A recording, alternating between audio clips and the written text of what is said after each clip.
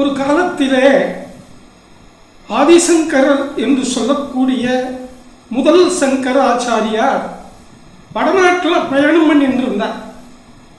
இப்படி அவர் ஒரு காடு வழியா போய்கொண்டிருக்கிற போது திடீரென்று ஒரு காபாலிகன், நரமாமிசம் சாப்பிடுகிறவன் எதிரிலே வந்து விட்டான். ஏ சந்நியாசி, உன்னை நான் உண்ணப் போகிறேன் என்றான். அப்போ ஆதிசங்கரர் தன்னுடைய தலைக்கு மேல 2 கையையும் கூப்பி லக்ஷ்மி நரசிம்மனை பிரார்த்தனை பண்ணார். எப்படி பண்ணார்? ஸ்ரீமத் பயோநிதி நிகேதன சக்கரபாணே போகீந்திர போகமணி ரஞ்சித புண்ணியமூர்த்தே யோகீஷ சாஸ்வத சரண்யமவ போத ஸ்ரீ லக்ஷ்மீ நரசிங்கம் மமதேகி கராவலம்பம்.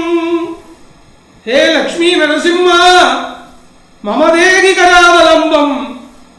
தேகின்னா கேட்கிறது, கராவலம்பம்னா கையை பிடிச்சு காப்பாத்துங்கிறது. லக்ஷ்மி நரசிம்மா, இந்த ஆபத்திலிருந்து என்னை கரம் பற்றி காப்பாயாகுதேன்னு கதறினார். அப்பவே அங்கே சங்கரருக்கு பின்னாடி லக்ஷ்மி நரசிம்மனானவன் உக்ர நரசிம்மனார் அங்கே காட்சி தந்து காபாலிகனை ஹிரண்யகசிபுவை வதம் பண்ணது போல வைத்து கிழிச்சு வதம் பண்ணி சங்கரருக்கு அனுகிரகம் பண்ணினார்.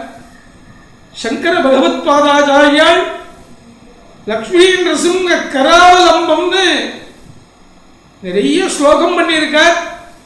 அது அவசியம் தினமும் கேட்க கேட்க நம்முடைய பயம் போகும், ஆபத்து நீங்கும், எல்லா நன்மைகளும்